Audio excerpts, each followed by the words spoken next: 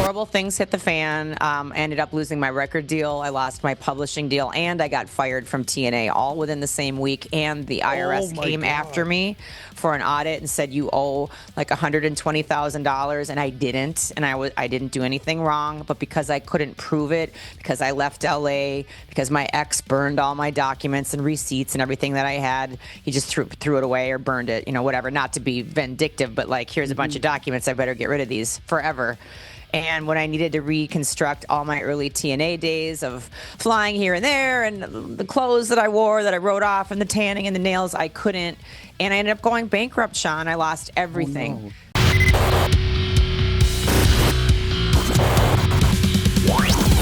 Today on the show, we are joined with singer, songwriter, and TNA original, the one, the only, Goldilocks. I was hella excited to talk to her, and man, what a talk we had. This is an absolute epic chat as Goldy totally dives in and tells us exactly what happened after her time at TNA Wrestling.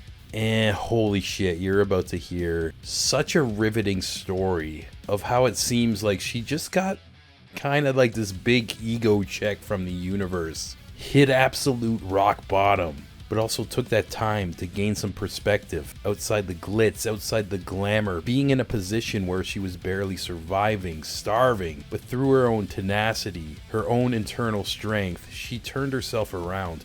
And yeah, I just want to dedicate this interview to anybody who's going through the ringer, going through a rough time. I know these segments attract a lot of artists themselves, and yeah, things aren't always as smooth as you want them to be. And nothing lasts forever. And Goldy, pun intended, drops some absolute gold of how she picked herself back up off the ground. Also around this very introspective talk about life, I just want to let you know, Goldy has recently been releasing some brand new music, including a single titled I Didn't Know, featuring a familiar name if you're a wrestling fan, the one and only legend, Mickie James. And she tells us the story of how that came to be, working with Mickie, a country rap group called The Locks, her brand new band.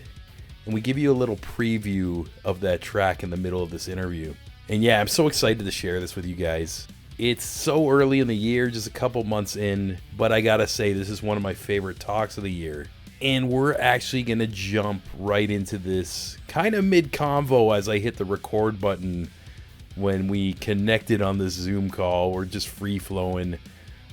Prior to what you hear, I was just kind of saying how I personally feel like Goldy doesn't get much flowers for being a pioneer as a backstage commentator in the early 2000s. That time you turned on the WE, we saw the Michael Coles, the Kevin Kellys. Pretty much for the females, every once in a while you get a Lillian Garcia, but most of the time she was like in the ring doing the announcing. But Goldy was that chick of the OG TNA, mic in hand, and I feel like she planted some early seeds that kind of paved the way for a lot of other people's careers. So yeah, let's get right into it. Oh my God! I was just at 94.3, the Shark in. God, I keep saying the Rock. Damn me, the Shark in New York, and Orlando in the morning said something so similar, and I was like, wow, how kind. He said something no one else has ever said. Also, like yourself, he said Goldilocks was kind of a bad guy. Oh, and yeah. I didn't even really know, dude, what a heel was, but that was just very natural. Mm-hmm. Yeah. So we should talk about that on the show. Like, it was very natural. Like, I got a lot of heat because I was just being real when you were not supposed to be real. Like, I didn't know what the hell was going on. And I thought a lot of stuff was really sus. And like, I let you know that it was sus. Like, you know what I mean? But I guess you were supposed to act, or you know what? There was no supposed to act in the past. People had just acted like they were just tits on a stick. And I've got great tits. Good for me. Most women do, yay. I mean, it's their 2 sacks just hanging there. I didn't do much to, accumulate that. It is what it is. Yeah. But I wanted to bring, I don't think I even wanted to bring anything. I just wanted to just do what I thought came naturally, and that's what I did. And nobody told me no, or nobody told me adjust or change or pivot. So I just went with it. And what do you want me to call you on this interview? You can just call me Sean. Sean? Okay. How do you Yeah. spell it? S S-H. E S E A N. Got it. Yeah, That's yeah. Sean. Yes. But I really appreciate you saying that. I look back now, and if anybody has any heat with me, you know, I think I did a cool job just telling stories of other people's stuff in a different way.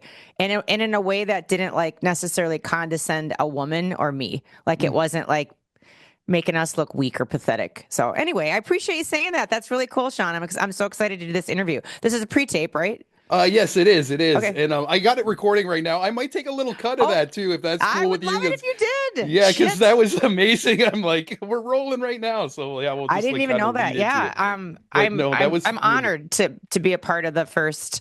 I was there since day one. Like I was one of the first people that they cast, and I'm just very blessed to have that experience because they're just. And now look what we're doing with Mickie James. Can you Mhm. believe that? 22 years later, like 23 years later, that's insane. Insane. Full Yeah. circle. Yeah, and one thing I'm like, I'm obviously going to ask you a ton of wrestling questions because I'm such a Absolutely. freaking geek to that. But it's cool. Like, I think even back in the day, I heard about you making music, but I never really like dove into your stuff and like to kind of see what you're doing right now. You got a couple singles out right now, but I One. also, oh, there's one, but then I went on your There- Spotify and there's a so second song. all right, bro, listen. All right. There's 800 songs. I had a record deal. Some shiznit went down. Everything got pulled. There was 800 songs out there. It was doing well. I was doing well. Everything got pulled. It was okay, clean slate. So we put out Just Say Yes. That's more pop. That band ceased, and now my new lineup, the new cast, same drummer for the last 15 years. We have a new guitarist. He's more rock. So now you're gonna have all of this stuff coming out of the floodgates because we've got like 12 new songs just sitting there ready with videos accompanying to come out. Just Say Yes, great song, super pop. I love it. But all of our stuff is going to lean really, really rock now. So now the new one I didn't know with Mickie James, nice, cool candy, hottie video, really pretty. And then the one that's coming out after this is filmed in an insane asylum in Nashville, Tennessee that's haunted. So it's going to Oh, just be like, sick. yeah, I'm like rolling around on the ground in water that they flooded the old hospital, and there's dirt and grime and mold, and yeah, well, I shouldn't say that about their place, but it's in an area where we probably shouldn't have been filming. So it's gonna just be super rock. So, and what you said about I didn't know you did the music, that's the whole reason I got into wrestling, was because my music entertainment lawyer knew the Jarretts, and that's how that all started, and said you should give this girl a shot. She's fresh, she's new, she's not the same old thing that you're, there just was a standard. And what's funny, it's not funny. Haha, it's not funny like that. Yeah. The standard that everybody's pushing for now, I'm never pushing for anything. I don't think that I should have to push for equality. I don't Hmm. think that I should say, I should get paid more and I should be this and don't look at me like, you go do your freaking job. Do a great job. Somebody said to me yesterday, Taylor Swift's first manager, I was having coffee with yesterday, Rick Barker, fantastic guy. And he said, I bet you people treated you like, yeah, they freaking did treat me like a queen. Don't come back to me and say, what do you have to say about the Me Too movement? Well, I really don't have anything to say about it because everybody treated me like really, really well.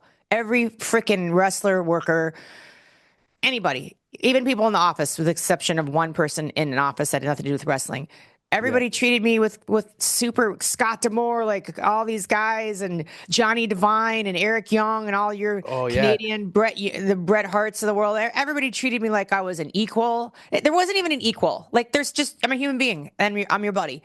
So Hmm. I have very, very, very, very fond memories of starting out and just being treated so well. But you know what? Command your respect for all these chicks doing interviews and in the locker room and whatever. Just go in there like you are a human being talking to other human beings. Don't have some agenda, and don't wave your bra in the air and burn it and talk about the more you talk about something negative, the more you're going to attract that energy anyway. Yep. Just go in there and kick ass. Hell Go in yeah. there and do a freaking great job. And if you're not getting paid enough, then get yourself a great lawyer like I had, and get in there and get in the mix. Like there's always a way to do things, and not, I don't know, just not be a shithead. Don't be a shithead. That's my message for today's show. Sean, tell me the name of your show again because it's not right in front of me. Oh, Don't. it's called the Creative Imbalance.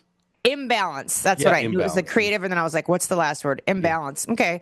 Well, don't be a creative imbalance. Don't be a shithead. There's your liner. You're listening to Sean on the Creative Imbalance. Don't be imbalanced. Don't be a mental head, and don't be a shithead. There you go. Just kidding. Much love, Goldie. Yeah. And yeah, How's that? I Just love kidding. it. I love it. I'm And kidding. I'm kidding. oh no, it's cool to especially like I love doing these interviews. I find like I don't often do the wrestling ones. Recently I did do one with like Chris Jericho, but I noticed Nice. yeah, it was went awesome, but I notice about a lot of like the wrestling online media on YouTube and Twitter. It is so clickbait to almost like what we were talking about, the negativity. It's so negative. No, And it's it's just actually like fucking gross. And like to a point, I'm not even gonna say this person's name because I don't want to promote him. But no. I'm like was recently like I know. preparing for this, like clicking around, I and know. somebody had some negative things to say about you. But what's funny is What did they have what to say about me? I want to they hear. they basically said she came in, she didn't know the business, blah blah blah blah blah. He might have had Yeah, like a big like mustache, but that's not, oh, I know. Oh, that's hysterical. So yeah, we can just promote Dutch Mantell because that's the funniest thing that I've ever heard. Dutch, like I had nothing but great things to say about Dutch.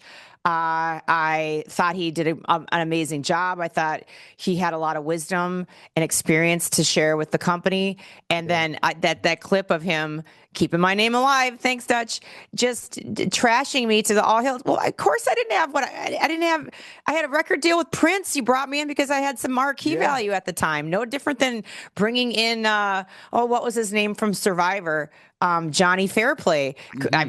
He's been on my podcast. He's been really Oh, cool to me. sick. You know, like you brought in Johnny Fairplay. He doesn't have any wrestling experience. You bring in Hermie Sadler from NASCAR. He didn't have any wrestling experience. You brought Hmm. him in. You brought in Toby Keith, and Jeff Jarrett smashed his guitar right out of the gate at the pay-per-view. Like you bring in all these people. You brought me in for something different. Like if you have a problem, Dutch, with how I do things or how I don't do things, then do what Eric Watts did to me. Do what Elix Skipper did to me. Do what, oh my God, here is a freaking nugget for you. Yeah. Jimmy Hart came up to me, the most precious soul ever. This mother trucking badass. This guy must have a big dick and get laid all the time because he knows how to talk to a woman. Oh, Jimmy Okay. Hart. Oh, that's Jimmy amazing. The Hart knows mouth of how the to, South. or whatever he's into. I don't know, Jimmy. Don't care. Whatever way the wind blows, you got a big dick and you're a great lover. And I'm going to tell you why. You've heard it first at the Creative Imbalance. I've never told this story before. Oh, I had amazing. different hairstyles. I had different things that I was doing. I had extensions. I had weave-ins. I had a natural weave-in one time. And they cut the bangs real short. And in his defense, I did look like some sort of butchered poodle or something. And you know, he said to me very nicely backstage, we were in Orlando. He said, when you wear your hair like this one way that I saw, boy, Goldie, not that you don't look beautiful, but that was a really great look for wrestling. I think blah, blah, blah, fill in the blank. And you should try that again. People popped hard for that. You looked really good. He didn't say you look like a bag of shit now. He didn't Mhm. say you look like an old bitch girl. He just made a very kind, the way he said it, I was like, oh, okay. And the light bulb, when I look back at that stuff, and he was 1,000% right, but his kindness, his delivery, his execution, Dutch, go have a big cock like that. And if you had a problem with me, come up and just say like Eric Watts did. No. Listen. He'd always say, listen, da da da da da, and never make me feel badly about something, but be a great teacher and a great coach and advisor, and say, here is something you should do or try, and this is why. Give it a shot. And if you don't like it, whatever, but at least you tried. Like I will always remember Jimmy Hart with his kind, loving, what's the word? Criticism. What's that word? Blank.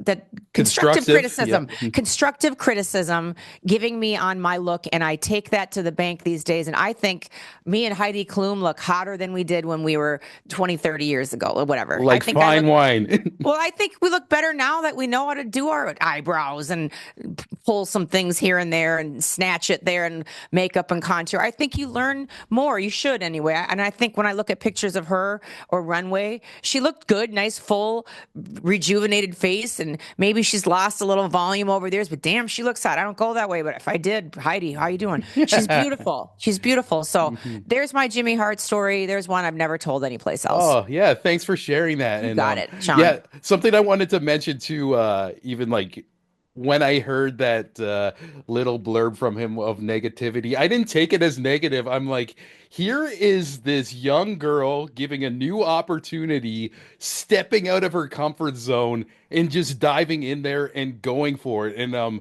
I find like a lot of like just younger creatives listen to these segments too. And I think if they listen to like maybe an older vet like talking that way too, they would interpret it the same way as well too, where I don't know, it just must have been like such a cool time, especially you saying you were coming from the Music. music, all the music world, and what kind of beyond like kind of having like a relationship with like the Jarrets and stuff like that, what made you really want to like dive into this world that's totally different and kind of a circus in a way? You know, I'd always followed wrestling. I've been in TV since I was 3. I've done all the movies and films and child modeling, acting, commercials, all that. People always say, like, what movies? And I never quite say, because nothing was sus, but like some of the acting was bad news because I was young, and it's like I don't need to relive that. But I've been in some movies with some incredibly talented, famous, just really, really amazing people. And they took me under their wing and really showed me things. So when I had to be really honest, I was in the middle of a record deal that was very toxic. And I will raise my hand and say, I'm sure as some young dipshit chick that I contributed heavily to that.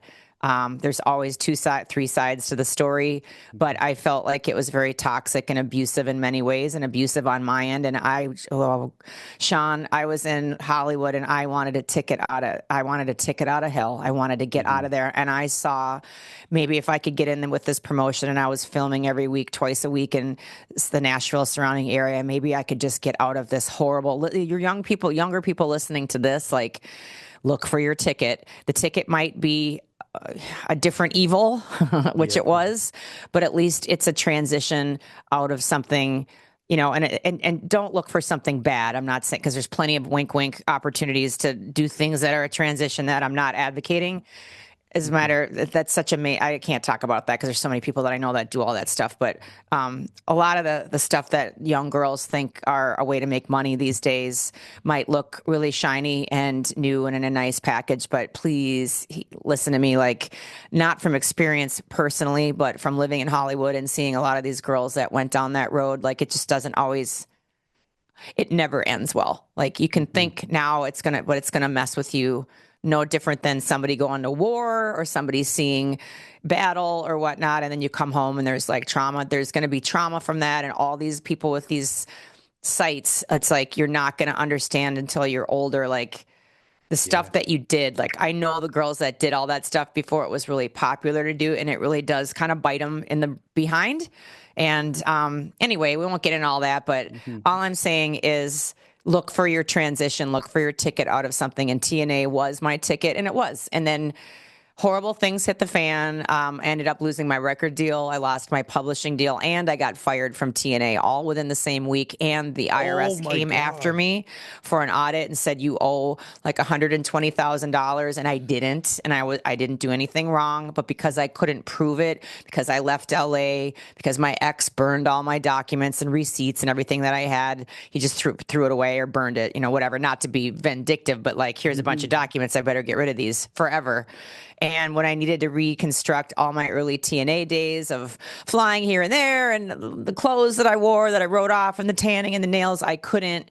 And I ended up going bankrupt, Sean. I lost everything. Oh, no. So I lost my house, my car. I lived in some crappy one-room efficiency that wasn't suitable for It was bad news. I did the best I could. I made it nice, but I couldn't work because I was going bankrupt. I couldn't have a bank account. I couldn't have a charge account. I couldn't have a car. I Oh couldn't my have God. anything. And it's such a crazy story of what happened. In a nutshell, the 30-second version is there was a prostitute that lived in this complex with me who befriended me. She was mean. She was nasty. And one day she just turned her switch and let me use this crappy old 1982 Mazda Miata that had two windows that wouldn't roll up and a brake that was permanently down that you had to bungee cord the brake up to the back of the head rest with a Oh cord. shit! So it wouldn't like When would just it exactly, and then get you would so just dangerous. push down. Oh, beyond, and then the windows were permanently down. The doors didn't open. You had to Dukes a Hazard, get in, kick it in. But you know what? I started to clean houses. I called myself Kate the Cleaner. I put up things everywhere, and the craziest story was being. Some people didn't treat me so well in the richer neighborhoods. Crazy enough, but I remember one day one lady wasn't treating me very well, and I was on my hands and knees mopping up her slop, literally watching her grandson or somebody watching TNA, like a rerun of TNA, as I'm on the screen on my Oh hands my and knees. God. It was like I wasn't Goldilocks that day. It was so Cinderella, and Yeah. I was just like, "Where am I and what's going?" But you know what? Again, to anybody listening, young or old, you have to put that desire and that prayer and ask God to get me out of here. And he did. And things are a lot different than 2008 when that all happened. It was horrible. It was absolutely horrible, but it was the most amazing, life-changing thing that could have ever happened because I was in Beverly Hills. I thought I was better than everyone else. I had an attitude. I was arrogant. I tell this to Mickie James all the time. Like, I wasn't that nice to a lot of the girls back then. Some I was. Some of them I wasn't.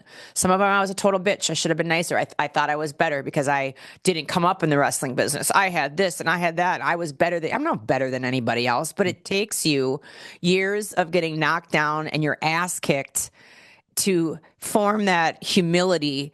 And so therefore God knew exactly what he was doing when that all happened. He was like, listen, bitch, it's your time to like have a reality check. Get your face down, flat on your face. You hit ground zero, ground bottom. And the only place I had to go was up, Sean. And I did. And like I said, it's the best thing that ever happened to me. Yeah. I I'm so happy like you're doing well. Like when you started Yes. that story, my heart sank a bit because there's this time gap where I knew you from TNA and then it Yeah, just kind of you weren't on my TV anymore and I didn't know all that happened to you.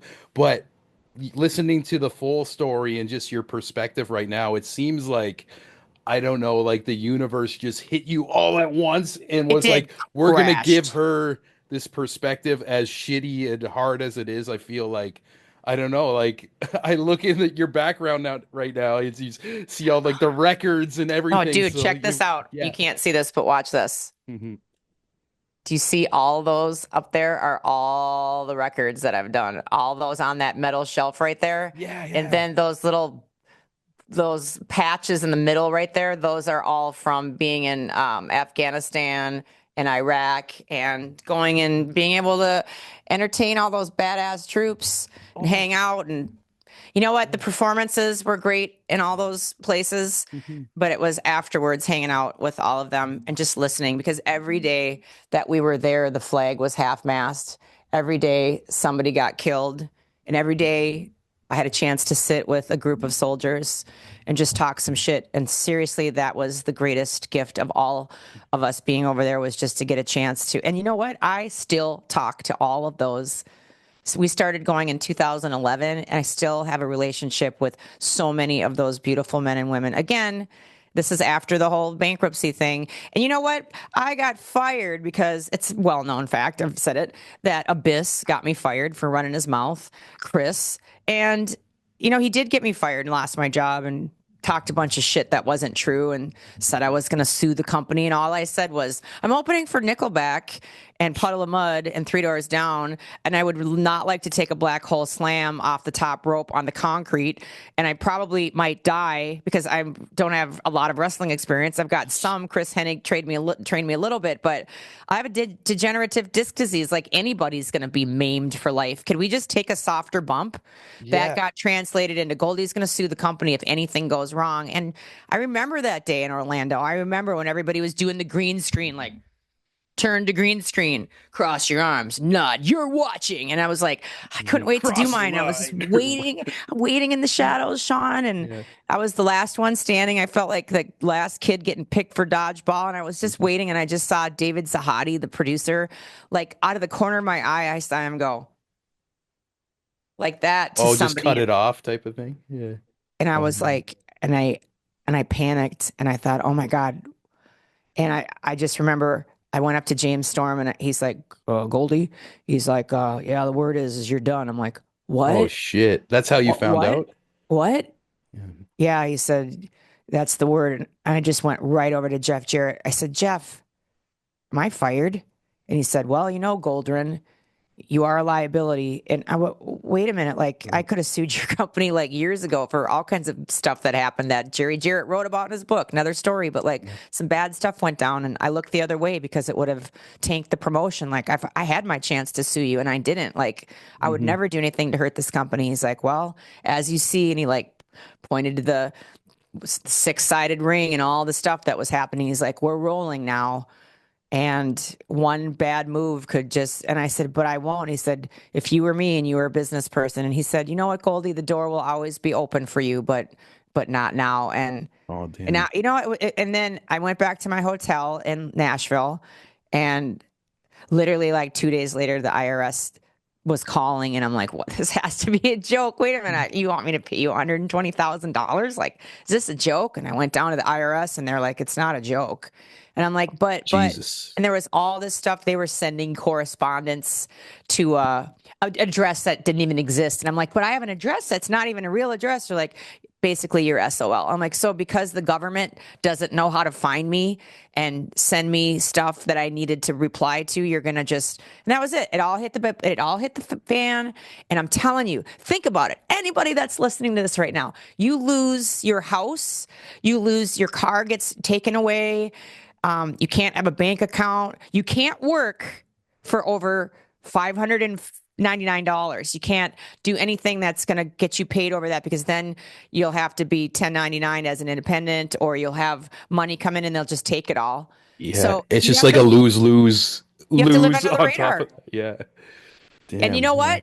Don't fuck with me now, Sean, because don't fuck with me now because I've lived for $3 a day. When you go bankrupt, they make you take this class where you have to learn how to just survive for nothing and figure out a place to live for nothing and figure out transport. And now, don't fuck with me. Oh, there's nothing you can do to me. What are you gonna do to me? You can take everything away from me, and okay, I've already had that done. Survive next, so. And live a healthy lifestyle. Like I live a very, very, very, very healthy lifestyle because I don't want to look fate in the eye and do anything that I can. I'm going to do everything I can to be preventative. And that's another message that I'm always like preaching to people. Like if you're doing something where it says right on the box, you're probably going to get cancer and die. That might not be the best habit. Thank you. Yeah, hell yeah.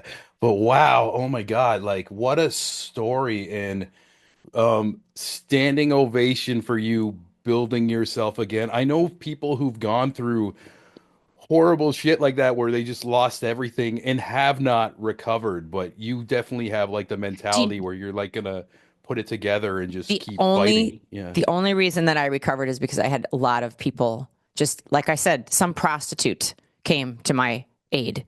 And when I was living in Beverly Hills, in Bel Air, in Century City, in the Century Towers, that's the last person that I would have thought is going to be my friend.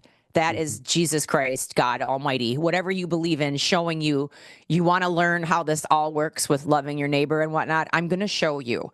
You're going to have literally a mean, nasty prostitute have her kid show up at your door, knock on it with some shitty old tin with some reused, recycled aluminum foil on the top and some food to give you because she thought you were hungry. And guess what? I was. She's the one that gave me her Dukes of Hazzard car that was all rained out in the back smashed in windows way back in that apartment complex, sitting there rotting on blocks. She said, if you can get some tires on this, you go ahead and take it and go do your cleaning jobs, you know. And then the craziest thing is those mean smoking apartment ladies, the ones that look like they're 50 years older than they are. They're always like looking at you like those ladies at the apartment. We all know the apartment lady, and she would just looking at me, and I'll never forget judging. it. Judging. Yes, that lady with the fried out hair, and she looks like suntan mom. And I'll never forget, like, I got a knock on the door, and they're like, we want to see you in the office. And I was like, oh shit, I'm going to get thrown out of this place. Like, this is rock bottom. I don't have any place else to go. And I remember going in to the apartment leasing office and all of the people standing there blank faced with their arms crossed looking at me. And I was like, don't cry.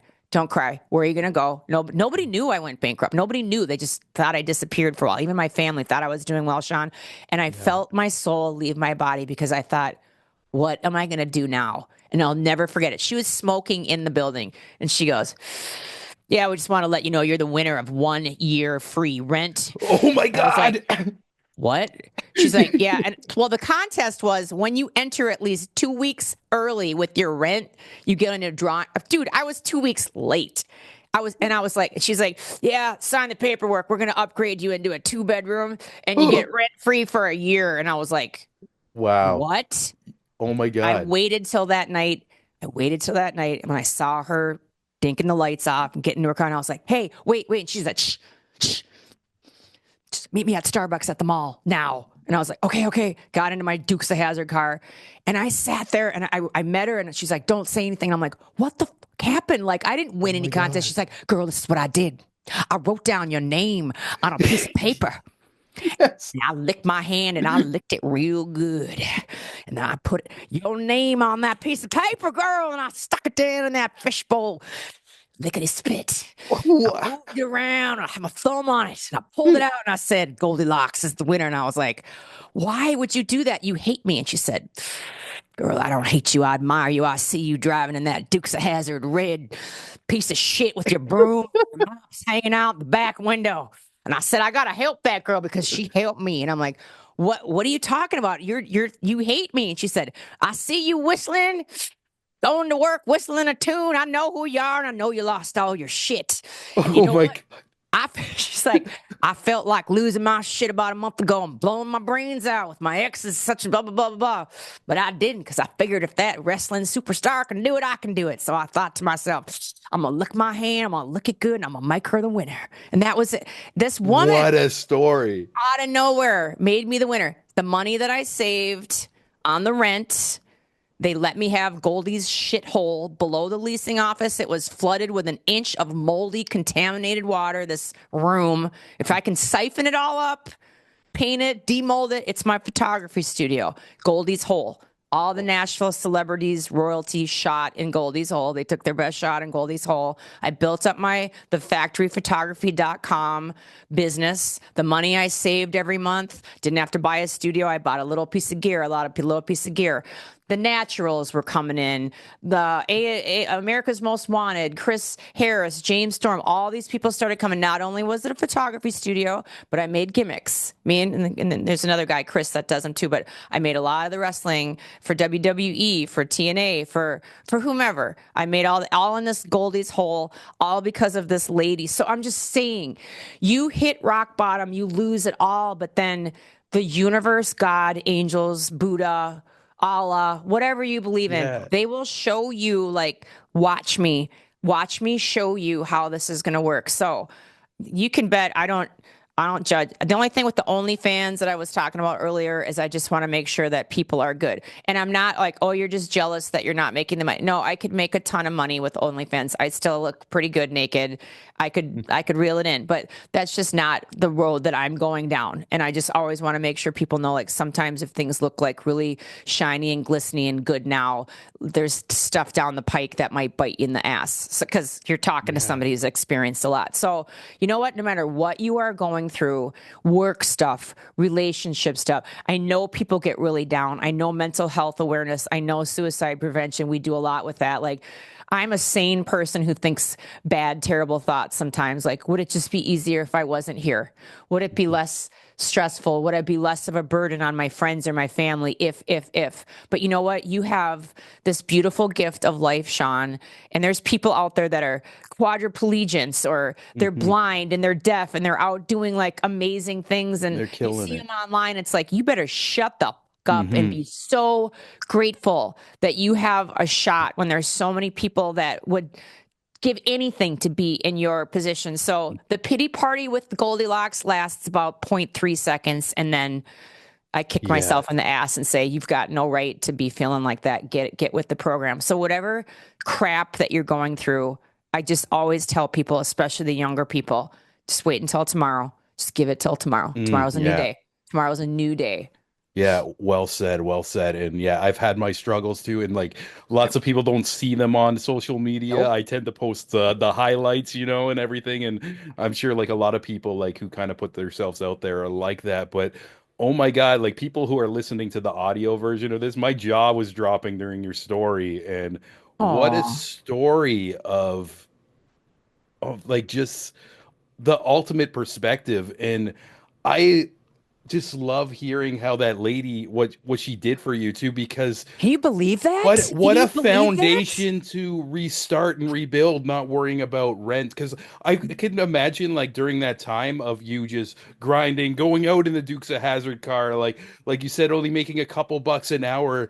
There's moments where you probably felt like I'm hopeless and I can't I dig want, out of this hole. Like yeah, I there's wanted to it's die. endless. Yeah. And And nobody knew.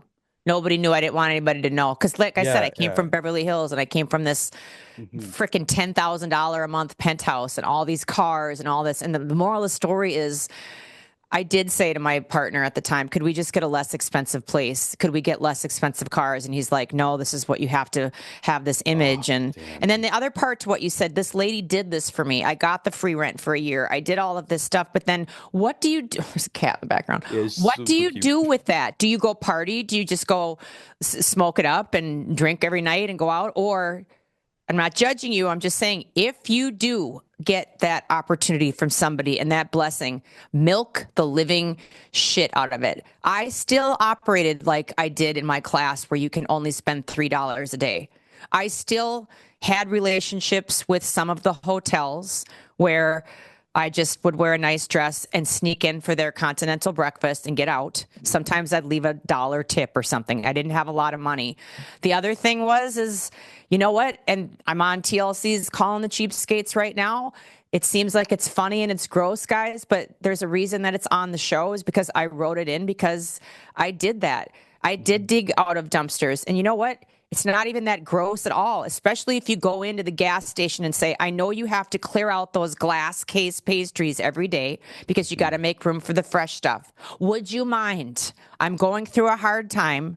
Would you mind just, when you empty the trash, here, I'm giving you a newspaper. Keep it behind the counter. Would you just lay the newspaper down on the trash, and then when you dump the pastries and the food, put it on top of that so it's clean and not contaminated? And I swear to God, I'll come as soon as you're gone and you won't get into any trouble at all. And then I've got my plastic containers I got at the dollar store. Sometimes it was 2 for $1, and I would stock up on anything that I possibly could. The airlines, they throw away all this expired snacks in So their, much too. they throw it away, Yeah. and you find it.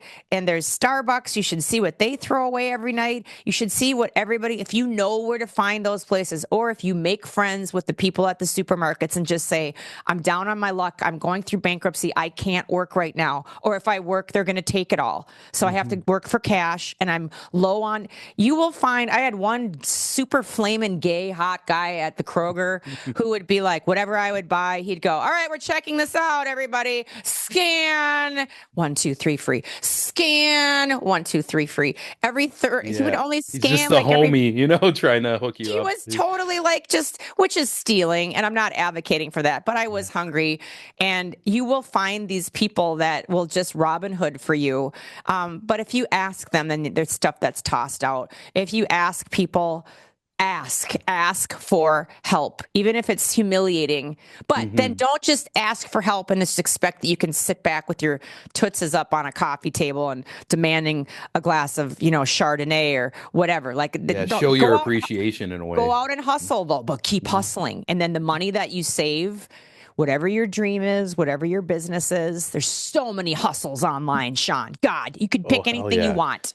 You can pick any. I see hustles every day. There's channels dedicated to hustles. Whether you're buying a stump grinder and you going to people's yards and grind 10 stumps in a day and make this much money, or Yeah. people are repainting on like the parking lines in somebody's driveway or parking lot. They buy a little machine and there's vending Yeah. machines and laundromat, whatever Lots you of want people to do. around here, they're like thrifting clothes, like getting like the cheapest stuff from like a Salvation Army and then Done. fucking like just adding their own little spin on it and Done. charging triple for it, You like have just no excuse or reason to have a pity party or not make money with YouTube and social media. And you don't even, you need a phone. You don't even need a place to live anymore. There's such yeah. grind and hustle that you can be. And if you want to sell your feet pics and all that, do your thing. Like whatever. There's just so many opportunities out there. Yeah, yeah.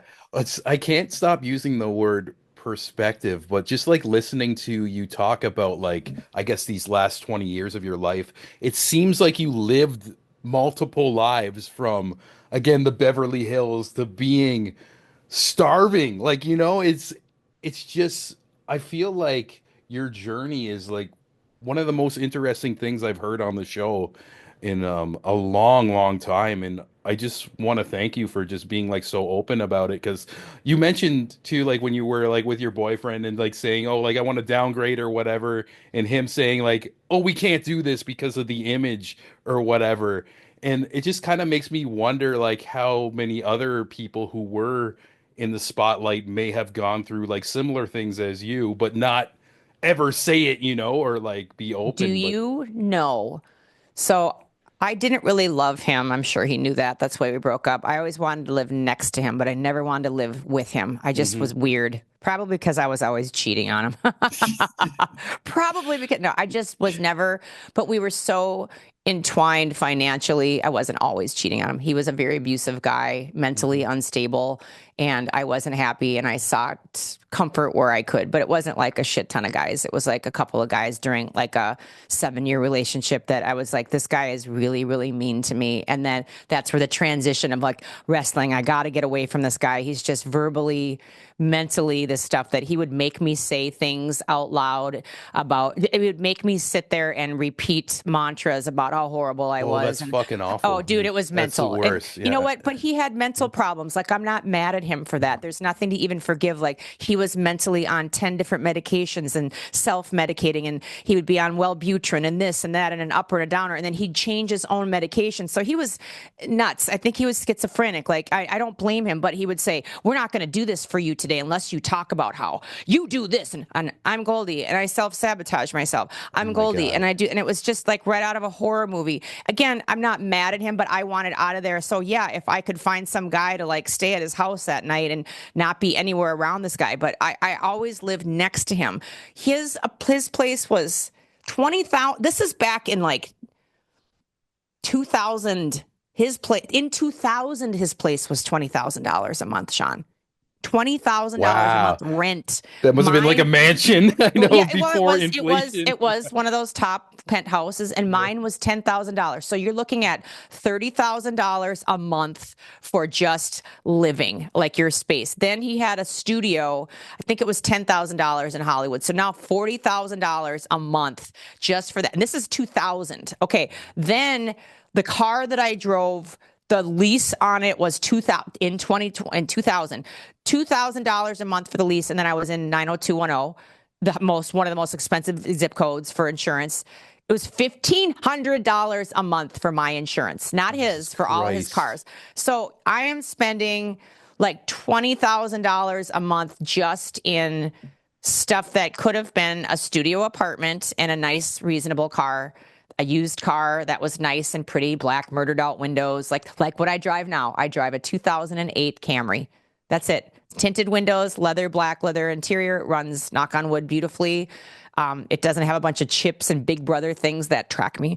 I just love this car. I can pop the hood. I can change the fan belt myself or the alternator belt, or I can get in there and I can do the brakes. I can do the oil. I can do it. Like, I bought a nice car. It runs. It's great. Not then. It was just top of the line, everything. And it's like, I don't even know that many people, like in LA, it's really crowded. And when you park at a recording studio, it's all tandem and the guy is moving things and you're squeezing in every little inch. I don't even think anybody would have noticed what car I had. Maybe my boyfriend, they would have, but at the end of the day, it's like a fat person going to the gym. At the end of the day, it's like a fat person going to the gym. And when an obese person goes to the gym, when they finally get the balls to go in there, they are looking everywhere, thinking everybody's judging me and everybody can see me. And what business do I have being here? And I'm so overweight. And you know what, Sean? Nobody's looking at them. They're looking at themselves and they're lifting up their shirt and looking at their abs and they're flexing. And it's all about them. And that person could have been 800 pounds in there and nobody is going to see them, because nobody sees anybody these days. It's noise.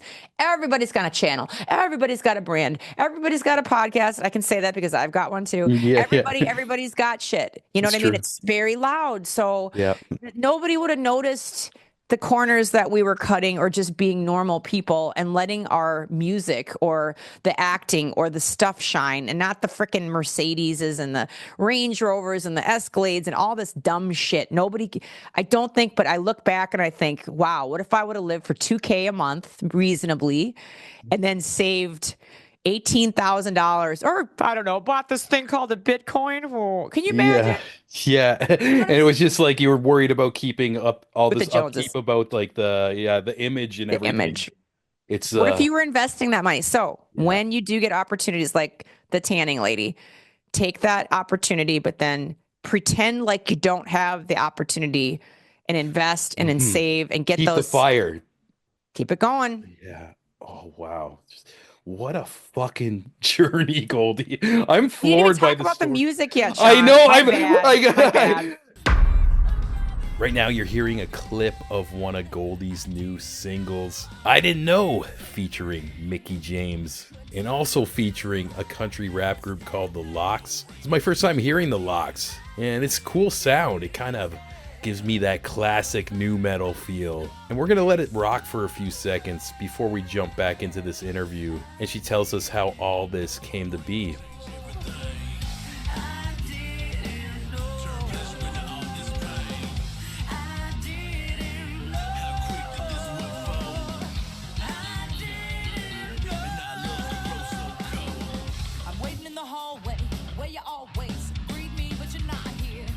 No, but this is cool. And also, to go full circle, like we dove deep into the wrestling and like the ups and downs, everything in between. But I think it's so cool with this latest single. It still has that wrestling connection with Mickie James on the track. Of course. And also, before I listened to a second of the song, I assumed it was going to be like kind of a country song. I know her gimmick, hardcore country.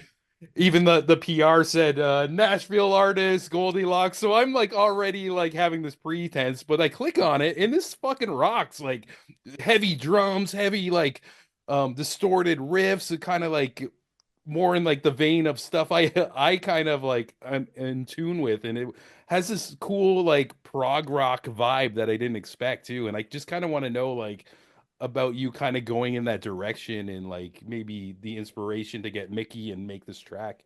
We have the greatest new guitarist we've ever had, like the best guy we've ever had. He's just really prolific at writing. All we do, like we'll be on the road all day tomorrow for like 12 hours. He will bring his guitar and just sit there and come up with riffs over and over and over. And it's too many to even keep count. It's not even human. So we've got, it's so freaking, and he's a shredder. And like, I'm going to ask you right now publicly if we could all come on your show in a month or two when our new single, which is just shredding, is out. It's called Talking to Myself. Yes. I would just be so cool if we could get them on to talk about music a little bit. Oh my God, if you would allow me and them to come, I would die. Definitely. Give them some limelight. I would really appreciate that. But he had this really get this really cool riff, and all I could do is go, I didn't know, and I was like, oh, that's kind of lame, but I didn't know, and I was like, okay, well, what the fuck don't you know, like, and then I was like, oh well. What if it was okay? I didn't know. Okay, it's a song about cheating. Okay, been done millions of times. But I was like, okay, what hasn't been? I know what hasn't been done. Mickie James with a different perspective, singing about how she didn't know, and we're sharing the same douchebag. And I just like I had it in my head, and then once it's in my head, and I was like, I need to meet with you. I need to meet with you. She lives 20 minutes from me. I didn't really Oh, realize that's that. cool. Isn't that cool? Yeah, yeah. And I was like, we're gonna meet, and then I just It seems decided, serendipitous in a way, like it's dude, meant to be type of I thing. just, I was like, you're doing it. You're doing it. We Yeah. have to do it. We have to do it because it's going to help her get on more music stuff. People see more music for her, and it's a win-win. And then I met her at this badass coffee shop. That's what it's called, badass coffee shop. And I was like, you're going to do this. You're going to do it. It's going to be really cool. Here's the idea. You're going to do it. That's it. You're going to do it. And she goes, okay, I'm gonna do it. She didn't listen to the song. I'm like, let's go listen to the song. I was like, she's like, well, I'm gonna do it. I'm Yeah, like, you haven't that's heard a the real song yet. friend right there. Just yeah, yeah. Like, what I was day like, you you're gonna do need it. type of thing. Then we went out there and I gave her this like shitty lyric sheet with this like terrible movie poster mock up of like her from like 20 years ago in wrestling and me like it's like look more like Step Brothers poster with like two chicks. I was like, you're gonna do this. It's gonna be really. And then I was like, we got to get a feature. We got to get a feature. So I reached out to a couple of my friends and they were just like, whatever. And they blew me off. And I'm like, all right. So here, lesson learned. Not everybody's going to say yes. But I went back to a record label that I shoot photos for, Average Joe's. Went back to my friend Shannon Hutchins he owns Average Joe's. And I'm like, you got to get me the Lax. They're not on the label anymore, but you know them. I've shot their photos. He pushed for it and he got them and then they're like, yeah, we'll write something. I'm like, when, get it to me. And then all of a sudden I got this email like, hey, we did this. And I was like, and like, it's like two good old boys singing about some cheating. It's like they're the narrator. Like basically the Lax were like, if Burl Ives or whatever the guy that sang in, Frosty the Snowman and Rudolph. Remember that? Yeah, yeah. The snowman who's like the That was my narrator. shit. Yeah, yeah, yeah. He's just kind of explaining the He's situation around the story type of thing. yeah. So that's basically what the Lax are. These two good old boys, and they're coming in and they're talking about this guy who's married with kids and he's on Plenty of Fishes and he's scooping around and he's creeping and they just are the perfect. Their rap, their flow, and then we had Josh Shreve did the video. He was the DP, and we had this beautiful lighting guy, Jarret Jarvis, and it's like it's so pretty. Like that video is just, and she's so gorgeous. And then our drummer made a rain machine out of PVC pipe with his son and sprinklers, and everybody Yeah. was like, "No, it's not going to work. It's not going to look real." I'm like, "It's going to fucking look real, and it's then going to it work, worked. and you're doing it." And so I got this like text message from Rod, just shitty, like all compressed, but it's like it's him and his kid in his backyard, like drenched as this thing is like making it rain, Yeah, literally. it looks like a And storming day type of thing going it on. looks bad ass. And everybody said it won't work. You can't do it. And I'm like, what? You just told me that it's not going to work and that we can't do it. All right, let's make this work. And it's a You're beautiful similar video. to me like that when somebody says that, Says it's like now I'm doing it for sure and better than I even imagined it. it's Like on. fuck you. It's like a positive type of spite, you know? You're like, It is. yeah. But it's competition. You Mhm. know, it's like a backhanded competition. So Yeah. I don't know. You watch the video for yourself. If you're listening to this and you wouldn't mind going to YouTube, it says I didn't know Mickie James, Goldy with a Y, Goldilocks band. Leave a comment. Just say that you're listening to this hell yeah. beautiful show with Sean. The Creative Imbalance. Yeah, you got it. Where did that name come from? It came I feel like it's changed a lot over the years. It came something like 8 years ago when I was kind of at my lowest and I was still pushing towards wanting to do this media shit and it didn't seem like I guess from like an outside perspective something feasible. Like I was working all these other jobs outside of it. I didn't go to school for this. I just hung out with like a lot of artists who didn't have their stories told and I felt like almost me being unapologetically like an artist at soul was causing other chaoses in my life of I don't know, just not being able to fit in like I don't know, like just the way society wants you to work, like Hmm.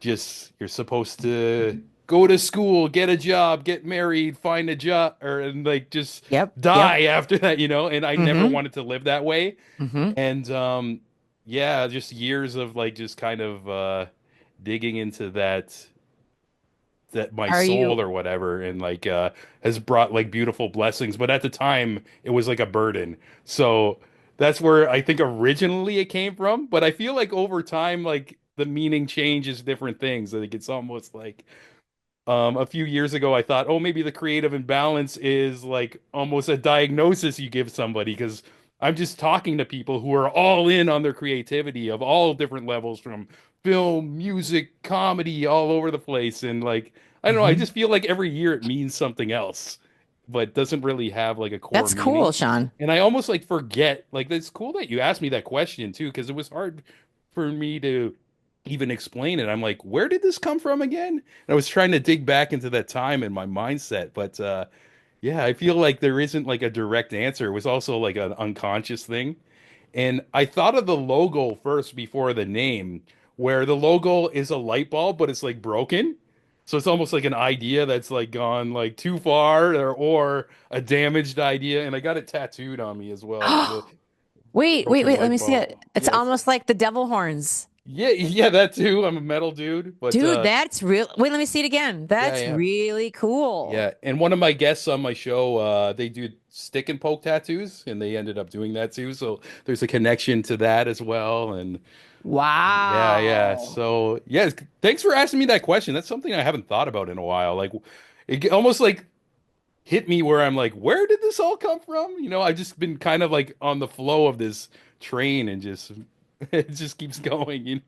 And what your listeners may not know, because I don't know if that part that we were talking about before the air is you probably don't talk about it enough, Sean, is Hmm. that Sean is the recipient of one of the Canadian podcast awards. Like that's a really big deal and honor. Like that's awesome. You got to really be doing something right to get that. Like, wow. Yeah, it's amazing. And like, I'm not gonna lie, Goldie, this isn't the biggest show ever, but I find industry people are kind of seeing my hard work and they're like, what the fuck is this guy doing? And it's like, how does this tiny show is getting like all these big guests? Like I had like the Chris Jerichos and people who are like Hmm. in the new Sonic movie and like all this shit. Like, but it's all just like just having this tenacity and just focusing on the interview, trying to make a quality segment. And again, you asking me that question was cool because I really don't make it about myself. So I'm like, each episode, I want to celebrate who my guest is. It's like, this is when you come here, this is your show. Today's the Goldie show. But that was Oh, we got cool to that you ask asked about me. you. So yeah, thank you. And it's almost like I had trouble answering it. It's like not my I don't know, like You weren't ready routine. for it today. It's Yeah, all good. yeah, but I loved it. Even though I wasn't ready, I loved it. I met with Taylor Swift's first manager yesterday. That's He had some amazing. really, really, really interesting things I learned from him. And he said the people have this and the this, but I can't remember what it was. I wrote it down. There's a head and there's a tail, and then the middle, the marketing and the this, but the middle was message. Like, what is your message? And I thought, Mm. I don't think tomorrow when we're on that long drive, we'll take a break from some riffs, Johnny. And what is our message as a band? Ooh, Like, what's our nice. message? Yeah. Like, what do we, if we had to sum up our elevator pitch of what our message is, and I've been thinking about that. So when Yeah, we get yeah. off of here, that's your homework, bro, Yeah, hell is yeah. what is your message? And then, stick it in and I'll tell you off the air what you can do with that. But Yeah.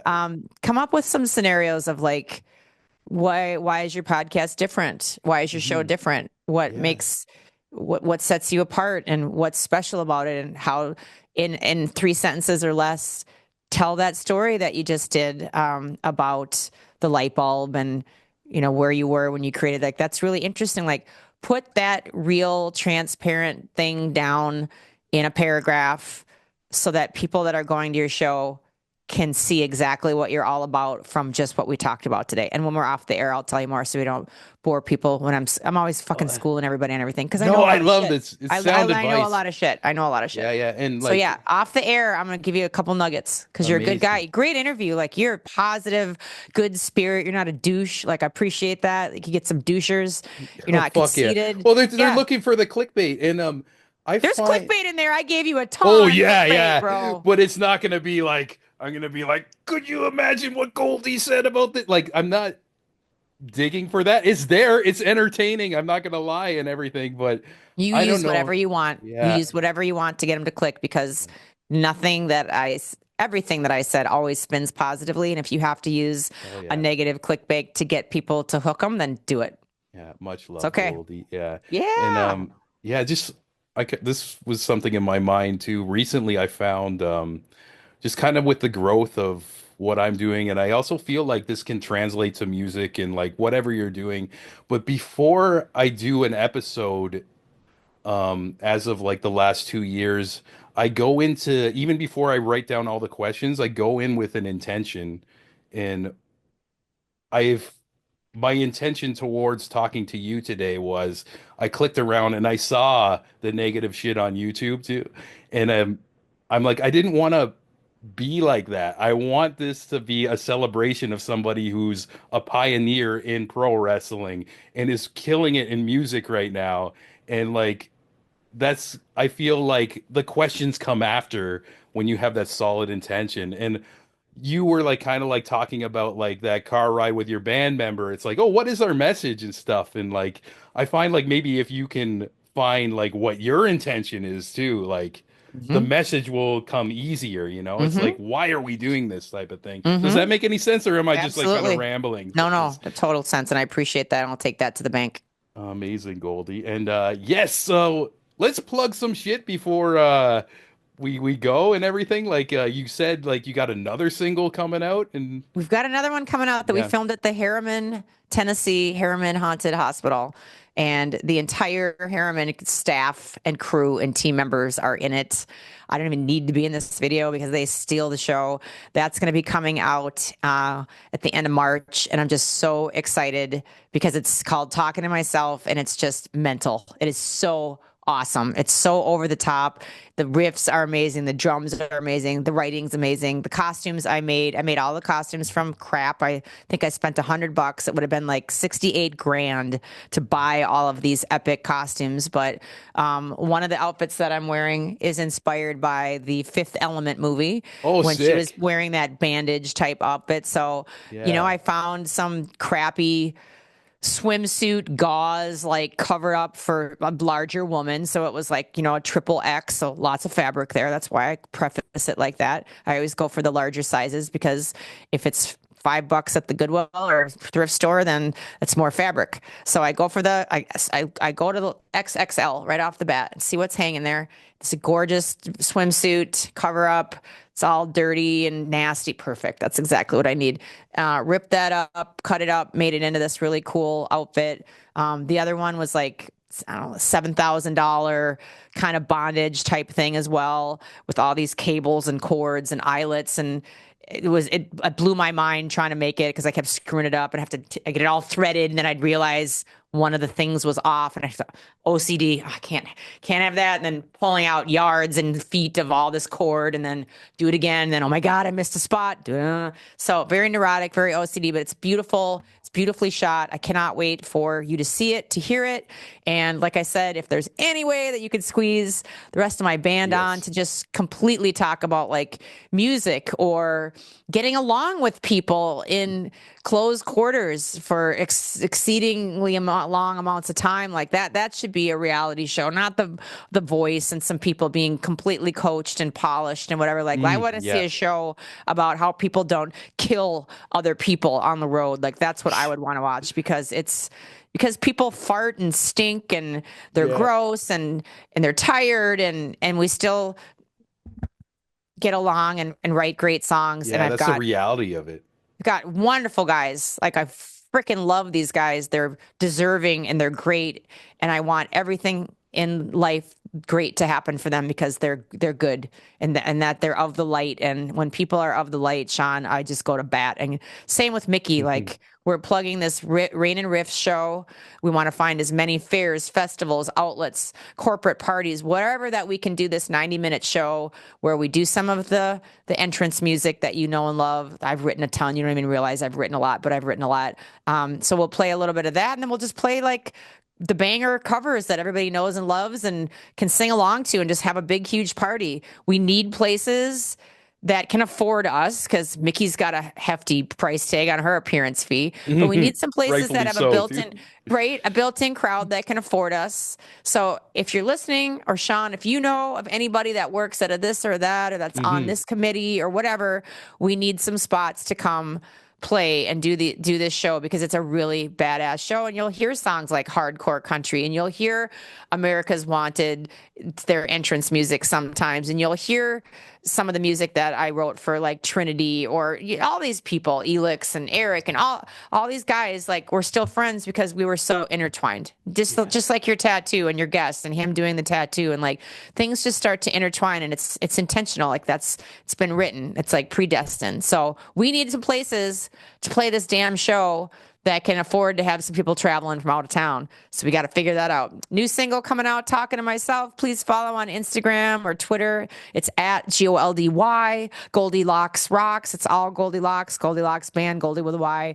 Please just show us a little bit of love. But if you do, when you do, make sure that you mention the Creative Imbalance and Sean as well, so that it's a nice, tight, intertwined cross promotion. Please and thank you. There you go.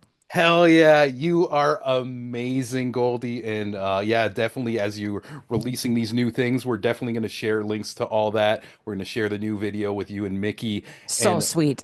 And yeah, I'm excited to have you guys on again as a band. You're welcome back anytime. And so sweet. Thank you, honey. Yeah, I can't tell you enough how much I enjoyed this conversation and hearing your journey and everything. You have a wonderful day, and thank you to everybody. And thank you to everybody who is watching or listening. The Creative Balance with your host, Sean, and me, the guest, Goldilocks. Damn, that was a great talk. Thank you so much for your time, Goldie. Thank you for being so open. Like I mentioned in the intro, we're only a couple months into this year, and I feel like this was one of my favorite talks I've had of 2025 so far. And beyond the interview, we had a little chat after this recording, and I feel like I made a really genuine connection with Goldie, and I am pretty sure this isn't the last time you guys will hear her on an episode of the Creative Imbalance. Like she mentioned, she wants to come back with her band, and yeah, the door is always open for you, Goldie. Much love. Thank you for your time and energy. And speaking of other people I would like to thank for their time and energy, we can't run off into the sunset without thanking all you legends on the Patreon page. And first up, biggest thanks to the Queen Ola Mazuka of Sonic Fold. Another huge thanks, Amanda McKnight, aka VampX13 on YouTube and Twitch. If you're into comic books, movies, video games, and all things nerdy, check out VampX13. Or just search for Amanda McKnight in the googly mooglies. Another huge thanks to the wonderful Jenny Potter, the legend Devin McBride, back-to-back double impact Allens, the number one gent Alan Kent, and bigwig Alan Briggs, and last but not least, Francis Coffer, aka my mom. If you want to shout out at the end of every episode and also get these episodes early, raw, uncut, right when I'm done the Zoom call, I just post them. You go to patreon.com/thecreativimbalance. It's only $4 a month, and beyond having my thanks, you can just go to bed at night and sleep soundly, knowing you're a badass motherfucker who supports raw, uncut, independent media. And nobody can take that away from you. You hear me? With that being said, we got some amazing episodes coming around the corner. Oh my God, I can't wait to share it with you. But last but not least, I appreciate you guys so much for listening, and we'll catch you next time. Mwah.